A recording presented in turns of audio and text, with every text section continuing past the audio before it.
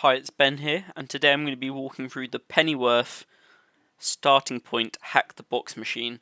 So this is a very easy rated machine, and I've already solved it, so I'm just going to be walking through instead of one of the live solves I usually do. The first two flags, they're not really related to the actual box, but we can answer that one here. So what does CVE stand for? If you didn't know, you can just Google it, but it's common vulnerabilities and exposures.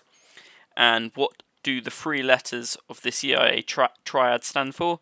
And that's confidentiality, integrity, and availability. Like I said, these aren't really related to the challenge. If you don't know what these are, feel free to go research them in your own time. But I'm going to be just getting on with the challenge now. So I've got my Kali box here, and I'm connected to the VPN. I have just solved this challenge, so I'm gonna go into my desktop, hack the box, and then I've got a Pennyworth directory. I'm gonna make a Pennyworth underscore walkthrough directory, so I can sort of show you how I work. So we've got the IP here. I'm gonna copy that across.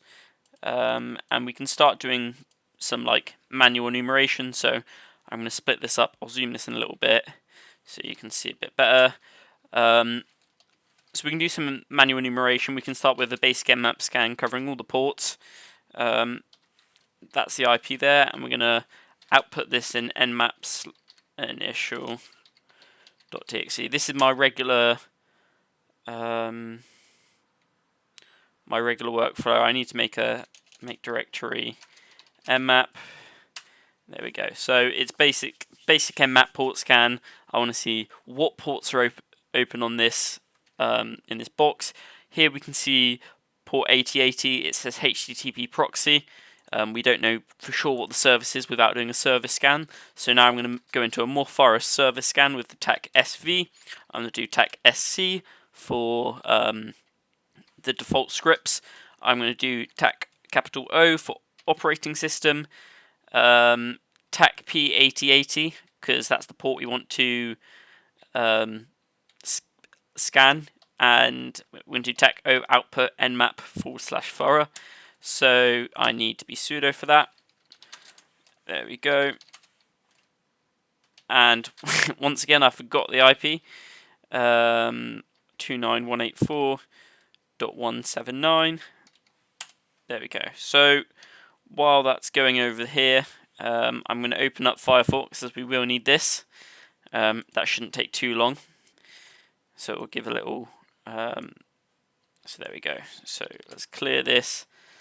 CD into the nmap directory, and let's cat out thorough.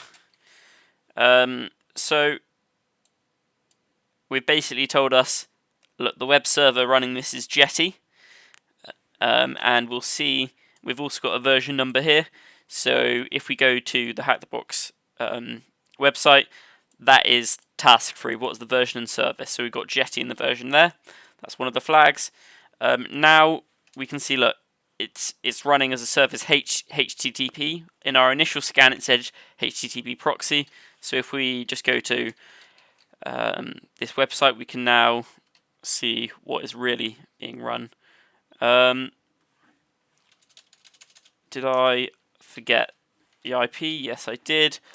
Let me get it up here. 10.129.184.179 on port 8080. So when this loads, we can see it's Jenkins. The next flag is what version of Jenkins is running on the target. That's this one down here. So we have to find out the version of Jenkins. I'm sure there's probably a few ways we can do this, but I'm just going to make a recon directory. I'm going to cd into recon, and then I'm going to use the tool whatweb, and I'll put the IP in here. 184.179. It's on port 8080, and I'm going to tee that into whatweb.log. When we do this, we get some more information. I'll zoom in a bit so we can see it a bit better. So we can see it's Jenkins 2.2.289.1, and once again we're told that the web server behind this is the Jetty one, and we've also got the version number there. So we could have done this at the beginning and got this, but it doesn't matter. We've now got the version of Jenkins. So to be honest, when I did this, I got a little stuck at this stage. I ended up seeing if there's any vulnerabilities for 2.289.1 of Jenkins. I couldn't really find any major ones, but under the nmap, sorry, not nmap, under the Hackbox website, it says there's default credentials needed some here. So you can start by doing perhaps admin or admin password. If you searched up default Jenkins passwords, it does tell you the default username is admin. So I tried that originally, and the default password is written to this directory. So when you initially sign up with Jenkins, it generates its own unique password, which is fairly secure. So I assumed it wasn't going to be that, as I couldn't think of a way to do it like that. There's a Metasploit module called like Jenkins logon. I'll show you this. So search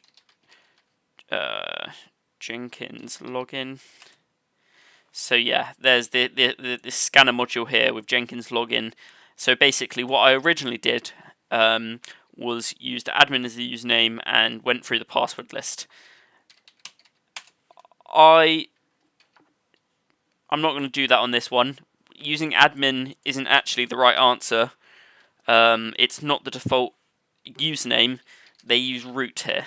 So this took me some time, but I eventually figured it out. It's root with the password of password. And once you're in, you're in. So going down here, it says what type of script is accepted as input on the Jenkins script console. If you go onto the script console, let's just think how I got there. Manage Jenkins.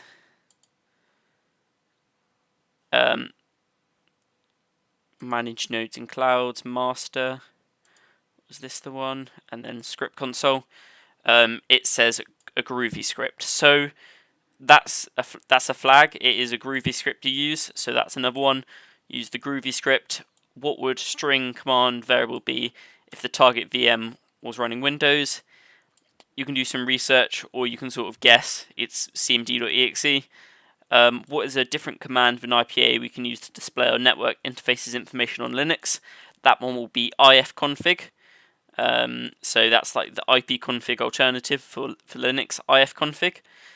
What switch would we use for netcat to use UDP transport mode? That would be TACU. You can search these stuff up. Googling is not an issue. So TACU is that flag. What is the term used to describe making a target host initiate a connection back to an attacker host? That will be a reverse shell. So a lot of these questions here aren't necessarily related to the box. They may give some hints. So like this one here is giving a hint about we have to use a reverse shell. But this switch for UDP netcat transport mode, I thought that was a hint, and I tried using a netcat reverse shell. For some reason it didn't work. I'll show you what I ended up doing, but you can go through these and try this out. The Jenkins does give you a sort of hint here. It tells you how you can execute system commands through the Jenkins console. So uname will give some information about the Linux version running and the architecture. So like we can see it's running Linux. The box is called, the host name is Pennyworth, and it's using a x64 architecture. So we could do some more initial enumeration. We could go like this and go ls here, and we can see like the files. To be honest, now what looking back at this, I didn't need to do a reverse script. If you go who am I, a reverse shell. I did do a reverse shell. If you went who am I, we can see we're running as root. And then if you went ls root to list the root directory, there's the flag.txt. So I'm guessing you can do cat root flag.txt, and yeah, you get the root flag there. However, for completeness, I'm going to show you what I did, and it wasn't this. You can get the flag like that. I'm not going to do that. I'm going to show you how I generated a reverse shell. So like I said, I tried a netcat reverse shell, but for some reason it wasn't working. I ended up using a interpreter reverse shell. So on this terminal on the left here, I'm going to open up MSF console. On this one here, I'm going to go to rev shells, because this is a good place you can get reverse shells or scripts to generate payloads. MSF Venom is the Meterpreter tool which can help you, the Metasploit tool which can help you generate Meterpreter reverse shells. So I've got my IP in there. I'm going to change this port to 4444. And we've got it here. No, sorry. We're looking for a Linux Meterpreter shell. We know it's x64 architecture, so we can copy this across here. I'm going to make exploits directory. I'm going to cd into exploits, and then I'm going to generate the reverse shell here. In this one here, I'm going to use the multi-handler. So this is the Metasploit module which accepts reverse shells. It's a listener for reverse shells or Meterpreter reverse shells. I'm going to set payload to Linux x64 Meterpreter, and we would like the reverse TCP module. There we go. I'm going to clear that out. I'm going to show you the options. So the L port, the listening port, is 444, like we've got configured here. The listening host will be my IP, so I'm going to set that 10.10.16.14. Nice. I'm going to close that down. I'm going to run this. So now this is going to be listening for connections. On this tab here, we can see, look, I need to cd into exploits. We do have this reverse.elf shell. I'm going to make this reverse.elf executable. Nice. Now it's got the executable bit set so it can be ran. Back on Jenkins, I want to now download this reverse shell executable onto the machine. So I'm going to use curl. Oh, one more thing. I need to actually host this. So I use Python HTTP server. It's quick and easy, does the job.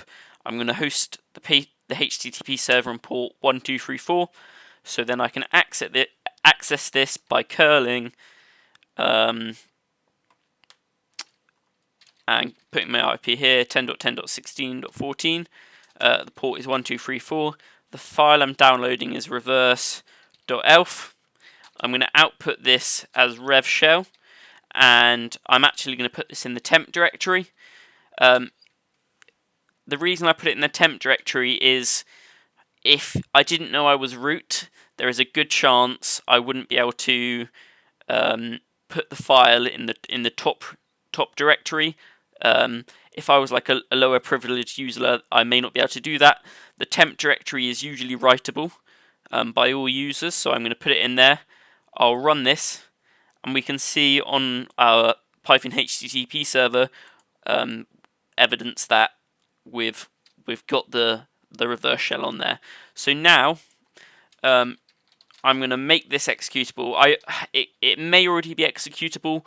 That's one thing I'm not sure if it carries across.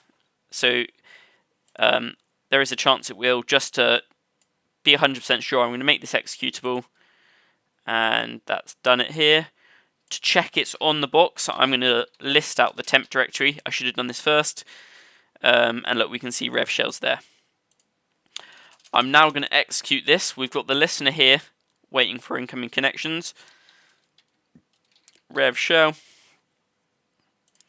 and then look, it's sending the stage. So we've got an interpreter shell here. I can do a lot other options. I've now got a Linux shell we're running as root, so I can cd into root and I can cat out flag.txt. So that's another way to get the flag.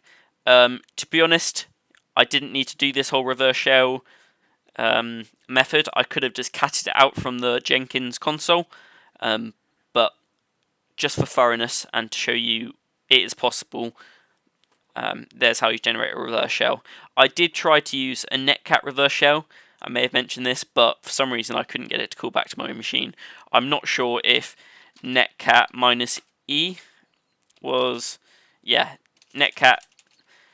Maybe it didn't have the, was it the TAC-E or TAC-C version to pass in a command through netcat. So I ended up using the interpreter. So yeah, this is this room complete. You can now put the root flag in there, and that's the challenge done. I hope you've enjoyed.